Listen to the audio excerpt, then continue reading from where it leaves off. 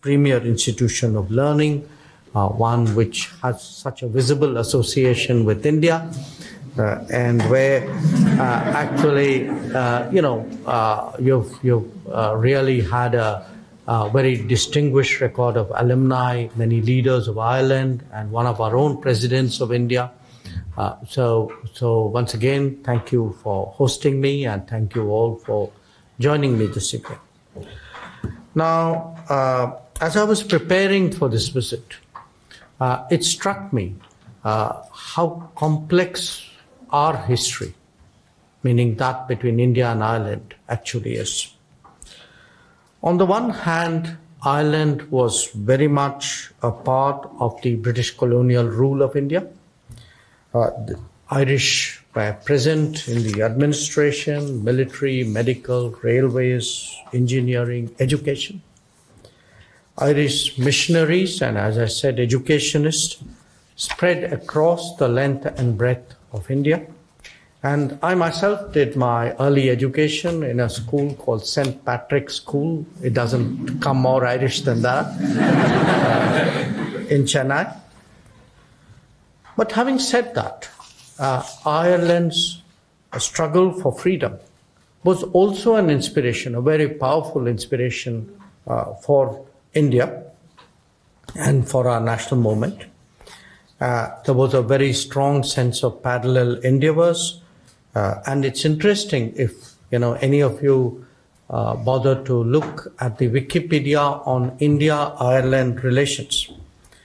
One of the first things which pop up there is actually a lecture by Eamon de Valera on India and Ireland. And what's really interesting is he's speaking before a group called Friends of Freedom for India in New York. And that he was talking about India in New York, and I think this is as early as 1920. I think that is a statement in itself. Now, there were a number of people of Irish origin who were associated with our fight for freedom. I think Annie Besant stands out, as does Sister Nivedita, perhaps not so well known here, but certainly in India. And it is a fact that many of the leading figures of that period in India were actually in touch with their Irish counterparts. The most prominent, of course, relationship was that between our national poet, Rabindranath Tagore, and the introduction to his Nobel Prize-winning work, Gitanjali, was actually written by W.B. Yeats. Now, this is not just a historical or even a sentimental point that I'm making. From our perspective, one of the outcomes of having similar experiences is a degree of empathy on contemporary issues. When we speak today in India about the concerns of the global South, our expectation is that Ireland, more than many others in this part of the world, will display an understanding and support. A second commonality between us is, of course, the global diaspora. Not all of this was entirely voluntary for Indians in its early years, but that is a foundation that has been built upon today to explore the opportunities of a global workplace. A third aspect is actually the internationalism that is inbuilt into our outlook. In India, we speak of Vasudhaiva Kutumbakam, that is, the world is a family, which is very much a sort of a tradition. And in many ways, it encapsulates the fundamental openness of our society. And certainly the experience of our independence struggle has revived a strong solidarity with others in a similar predicament. And this internationalism, in fact, leads us to the next step, which is multilateralism, willingness to work with other nations in a very structured format, especially in the United Nations. And I do believe that our struggle for freedom, the fact that we both were international at that time in terms of looking for allies and supporters and well-wishers, that even today, I think, continues to shape our view of the world and our belief that countries should work with each other to deal with the important issues of our times.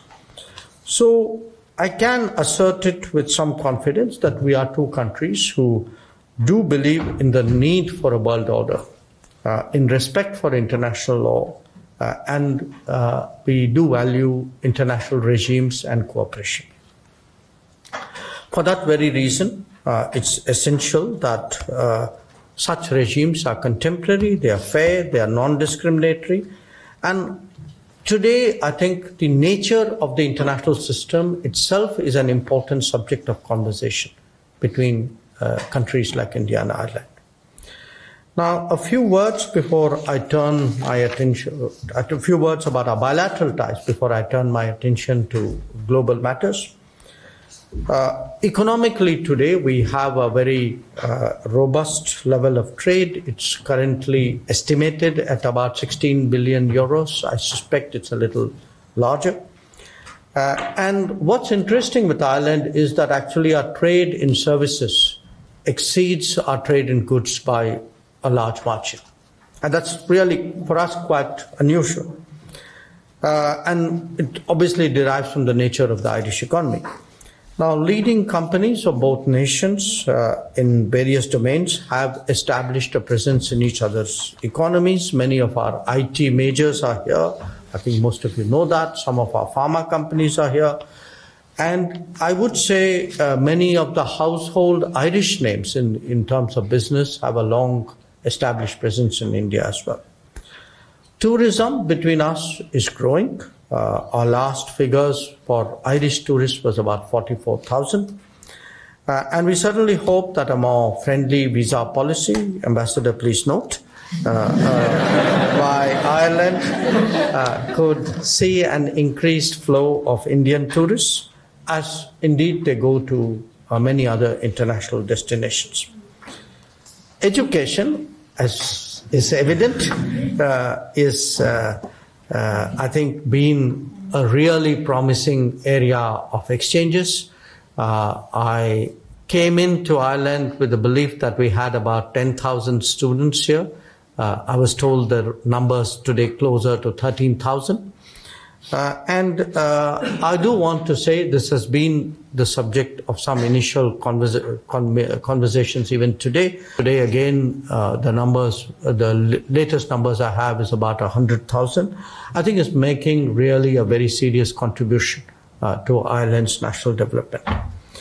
Now, we do appreciate very much steps which successive Irish governments have taken to improve the ease of working and of living here.